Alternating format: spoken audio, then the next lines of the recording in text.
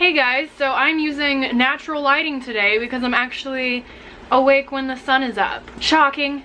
I know. I actually have a window in my room with a beautiful view. If I'm ever feeling down, I could just open my window and look at that beautiful fence, and suddenly my hopes are high, and suddenly my hope is back up and I am filled with joy. So since I went a little bit without posting a video, I decided this video was going to be one that people keep requesting, which is actually a video I've already done before. I'm sorry. I'm sorry for those of you who don't like seeing repeat videos. People just really want to see an update of all my animals and what I feed them, so I'm going to go through them all. I know a lot of you really do enjoy these videos, so every few months I do like to post one just for you guys to enjoy, because people seem to have a lot of fun with these. Before this video starts, I just wanted to say that this is one of the last weeks you can buy my back to school merch if you are interested in getting some. It has Nala, my cheering hedgehog meme, on there. If you'd like to check it out, it's in my description. Also, I have started up a vlog channel. I'm not using it yet. I'm waiting until I get to 10,000 subscribers and then I'll make a video for it. It's basically just some extra content I'll be posting on there that doesn't have to necessarily do with animal education and all these little fun videos. Just some off-brand videos that people don't really care about if they're only here for the animals, and of course vlogs. That's why it's called a vlog channel. So if you'd like to check that out too, the link is in my description as well. Okay, so we'll get started now and go ahead and feed all of my animals. So we're actually going to start with my newest animal and the newest addition to my room. His name is Hannibal, and he is a leaf insect. He is barely just a little older than a hatchling right now, so he's very tiny right now. He's going to get a lot bigger. Just so you guys can get a better view though, I'm going to go ahead and take him out and we're going to go put him on a plant to eat. Now these guys only eat 3 specific leaves, which is bramble, rose leaves, and oak leaves, so their diet can be a little bit tricky.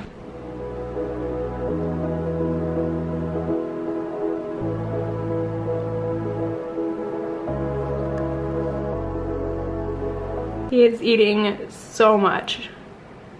Like, you can see the little indentation from what he's chewed off. Okay, next up we're gonna feed Bindi. Hey Bindi, how you doing?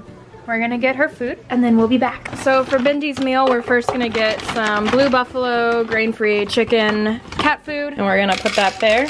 And then we have some snails, banana, and some vegetables. Now for the vegetables, what I do is I get a little bit in a little container, I add some water, and then I drain the water back out. And then we have vegetables because these are dried.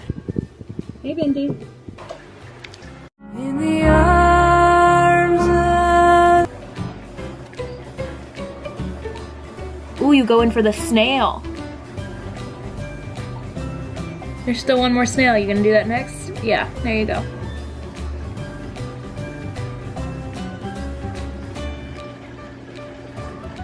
Now I move on to my 150-gallon tank. We have some underwater flower pots in here. These are called gonoporas. We have some frog spawn. We have a hammer, galaxia. We have a feather duster. This is actually a worm. This is a living creature, just like all of the corals in here. We have a leather right here. This is called a bubble coral. That is green star polyps. Hello. And that is a cheese. Hello. Cheese is the attention hog here. I'm gonna turn the lights up, which makes the tank look uglier, but it makes you able to see everything a little better. The blue lights are beautiful, but they just don't come through on cameras very well. I wanted to show you guys how my fish are actually just underwater dogs. If you get their food out, which is this veggie stuff, they suddenly become dogs. This is Irwin. Irwin is the big nasotang in here who's getting incredibly excited. They do take to hand feeding really well. Cheese is actually biting my finger, which feels really weird, but whatever. You got it, Cheese? That's a lot of seaweed. You spit it back out. Nope, you're going for it again. Every once in a while it is kind of fun to hand feed, but you have to make sure there's nothing on your hands that can hurt them, you know, like soap and stuff like that. Hey buddy, you just took that from me. Give it back. Give it back. Give it back. No, give it. No, give it. Give it back. Give it. Please, can I have it back? Thank you. Thank you. Thank you. Here you go, Cheese. Hey! Cheese, I still have a little bit left. Cheese. Hello, YouTube. Okay, I'm coming, sheesh. Now this is mainly for Cheese, because the holes for them to chew on are a lot smaller and it's harder for the nasotang to eat out of here. I'm gonna put a little bit on a clip, and Irwin should come over to this. There we go. And Cheese now has that one to himself. Okay, now we're gonna not feed these dogs. Hello. These are my 2 dogs. They've already had their food for today. No, Kiara, this is not your food. This is bloody dead fish. This is Kiara. And that's Kita, if you're new to my channel. Normally if I open this up, Zazu will come right to the front. Yep, there he goes. His food is really disgusting. It's just pieces of fish and octopus and krill and all that. Zazu's gotten so big. I've had Zazu since he was a baby. He was my very first saltwater fish I've ever gotten. Here you go. And my clownfish likes to feed her anemone first. She always gets some food and brings it over to the anemone and spits it in. Oh, Zazu, that was rude. Zazu has no manners. I'm sorry, I'll feed you. Zazu, you can't eat all that. Jeez, maybe you can, never mind. Other days I do other kinds of frozen food, just like mysis and stuff like that, but every once in a while I do like to use this though, because Zazu really likes it and it really helps him grow and it's really good for him. Has all the nutrients in him that he needs. Next we're gonna do my beta sorority tank, which is right here, and we do a combination of pellets and different kinds of frozen food. Today we're gonna do bloodworms. They all come right to the top when it's time to eat because they already know. Now this tank just has 4 beta fish in it and some Cory catfish and snails. Since I did feed a lot today, I don't think I'm gonna do the pellets today because that was a lot of bloodworms. But when I'm not doing the pellet, or when I'm not doing the frozen food, this is Bug Bites. This is a Fluval product. They sent it to me and my fish really like it, so I like using it. It's kind of a big piece. Are you okay? Okay. So I have 3 Corys and 4 betas. And that's that tank. That tank is a work in progress. We are adding a lot more plants to it. Okay, so I'm gonna put some food in my beta's tank. He sometimes does not eat and sometimes does. So we'll just see what his mood is. Oh, now he's going down there. Now he's on the ground. And he's hiding behind a plant. I swear y'all guys are gonna just think I don't have this fish because every time I try to film this tank, he's hiding. But he's there, he's just hiding behind this rock. He's not a people person, okay? He's not a person at all, he's a fish. Okay, so next up we are going to feed my leopard gecko. I'm pretty sure we have decided to name her Ada after Princess Ada because all of my animals get Disney names for the most part. I was torn between that and Margot, but I think I'm going with Princess Ada, which we'll just call her Ada. You can see the crickets actually up here are eating right now. Feeding the crickets before I feed them to my leopard gecko. We are going to feed my leopard gecko some crickets today and then just her normal calcium mix. So here we have a bowl that we're gonna put calcium in. Sometimes I use this bigger bowl when I want to fill that other bowl with like roaches, but today we're just doing crickets. You can already see her sticking her head out looking. There you go. I just handed her that one because that one was on its deathbed already.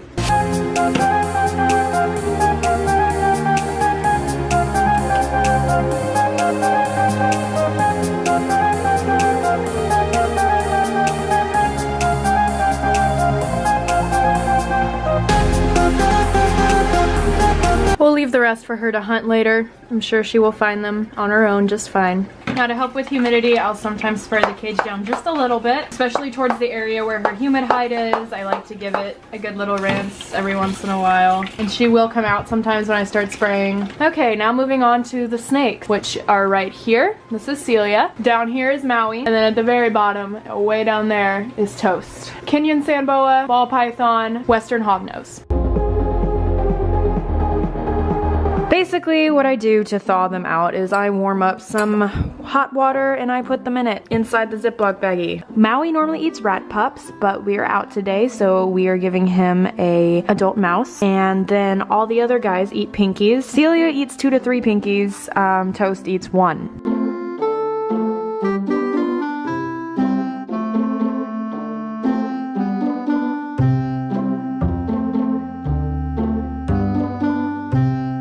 Now Toast, wherever he is the one that will only eat in a shoebox. He will not eat anywhere else. Originally I tried to get all of my snakes on the box method, but only Toast will eat in the box. And Toast likes his privacy as well, so he won't eat unless I close up the box and leave him alone for a very long time. So he's a very picky eater. Oh, just kidding. I guess he was extra hungry today. Okay, now to see if Celia wants to eat. Looks like she went ahead and shed. This is a completely full shed. I just ripped it right now. I ripped the head off by accident, but it looks like she went ahead and shed and that she had a full shed, which is awesome. That means everything's going really well for her. I don't have my tongs with me, so we're gonna see if just placing it down will work. This is normally not the method I use. I really need to find my tongs. There we go. Like I said, that's normally something I would definitely never advise doing. I just can't find my tongs. Are you kidding me? I found them. Now, a lot of people, like I said, will get mad that I feed her in her enclosure, but she literally will not eat anywhere else. I've done a lot of research online, and a majority of people say that there really is no big issue with feeding them in their enclosure, so that's what I'm doing. Take it. Really? Take it. You're trying your hardest. Do you have it? Thank you. Okay, so next up is my crocodile skink. This one's really easy. He hides pretty much all the time. I'm not gonna hand feed him. I'm not gonna do anything like that. I'm just gonna put some crickets in there and he will get them as he pleases. And I'm gonna turn on his humidity fogger for now too. And that is literally all we do. Just so I could show you guys what he looks like, we'll find him real quick. He's back here. He always hides back here. This is him. He doesn't like to be held, so I'm gonna let him go. He looks like a little dragon. We're working on building him a whole area that's fully aquatic in the tank so he can go swimming. Right now we just have a big dish for him to swim in if he wants to, which is right here. But I'm working on building a fully aquatic area that goes up to right here in the front so he can go swimming. Because they do like to swim. People always ask for me to put a tarantula warning. So tarantula warning, here it is. She's right there. She just does not want to eat for the camera ever. A few more in there for her and she'll eat on her own. I only like to put 2 or 3 in at a time so they won't bug her. Now we're gonna move on to the 2 hedgehogs. Hi, Kovu. So what we're gonna do is the same thing as Bindi. We're gonna get some Blue Buffalo grain-free chicken cat food. Now I'm letting a carrot get nice and moist so I can give them a soft carrot because they don't do very well with hard carrots at all. They can choke on it very easily, so I like to make it soft. This is not for you, Kiara. Kiara. This isn't for you. She's still checking. So right now I am out of dubia roaches. I like to do live dubia roaches and frozen crickets. The reason I do frozen crickets is because if I did live crickets, they would just escape right through here. But the dubia roaches normally can't climb out of these. So I normally do live dubias. I'm just out of both today, so we're just gonna protein it up today. Mealworms are kind of high in fat, so we're just gonna add some other kind of cat food. This is Wellness Grain-Free Core Indoor Formula, and it's just a little extra protein for them. Here's Kovu. I think he's ready to eat. Hey, Kovu. Here we have Sarabi. She doesn't like to come out at all during the day, but just to show you guys her. Hey, how you doing? I'm sorry for disturbing your sleep. Okay, go back to bed. Hey, Kovu. Hey, Gus, my mouse, is getting veggies. And then he needs some grains. Gus really likes brown rice and quinoa. I'll put that up there for him. If I can close this. There's food on the 3rd floor. There's food on the 3rd floor. Go get it. No, this is the 2nd floor. Keep going.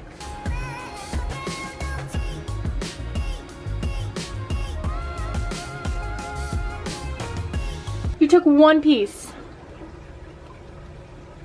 Now Mushu is not eating today because she's having some problems, some lady problems. See, she is a female and she currently has some eggs in her and she's having some issues with them. Basically, when an axolotl goes to lay eggs, if they're not fertile, they'll just reabsorb them. From what I have learned online. Everyone online tells me not to worry and just to wait this out. But typically, when a female axolotl suddenly goes off of food and there's absolutely nothing wrong with the water or the temperature or anything like that, that it's most likely that they're egg bound. Like I said, the good thing about that is they just reabsorb the eggs. So I'm supposed to just wait it out. We'll go back to feeding her when she feels better. Okay, whenever I do a water change in this tank, it digs up every nasty thing in the world and throws it up into the water. So this tank looks absolutely horrific, but I still wanted to film it for the video. So this is my leopard bushfish's tank. He's actually gonna outgrow this tank pretty soon here, and we will either size up the tank or rehome him. I'm not concerned about that, but he was actually abandoned at my house, and that's why I have him now. I've always loved bushfish, but I did not buy this guy for this tank. He just showed up at my house one day on my front porch. Again, I'm using the Bug Bites by Fluval because they sent this stuff to me, and I tried it out, and all of them really love it. He reminds me of the freshwater version of Zazu. Like if my lionfish was a freshwater fish, I think he would be a bushfish. And then of course I have my dogs. This is Kita. She was sleeping and she's like, why you wake me up? It's not their dinner time yet. We're not gonna feed them, but they eat, both Kita and Kiara both eat Canaday. I love her so much. I'm gonna be doing a video about her soon. We got her DNA tested because a lot of people don't think that she's a Doberman, so we're gonna reveal those results in another video. But who cares what you are? You could be a little Chihuahua. I don't care. I love you. Okay, feel the love. And then last but not least are my crested geckos, and they eat a variety of different foods by Pangea, but I really like the food Pangea for them. They like all the flavors a whole lot, so we always mix it up. Here you go. You really don't want to eat this time. Hey, can you please eat for the camera so I can make a cute video? Look, this is all you gotta do. Just eat that. Thanks. Wow, look at this adorable content. Oh, there's a gnat. You can't already be done. Okay, whatever then, forget it. Hey, where are you, Echo? Echo the gecko, where are you? Oh, I found you. You don't gotta be cute for long, just for a few seconds, okay? Act like you like me for a few seconds. Thank you. You leaving? I made you dinner. Come here, go back in your cage. See you later. Thank you guys so much for watching. I hope you guys enjoyed watching all of the animals eat food, and that was the video.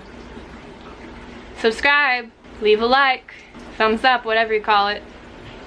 Leave a comment. Thanks. Bye.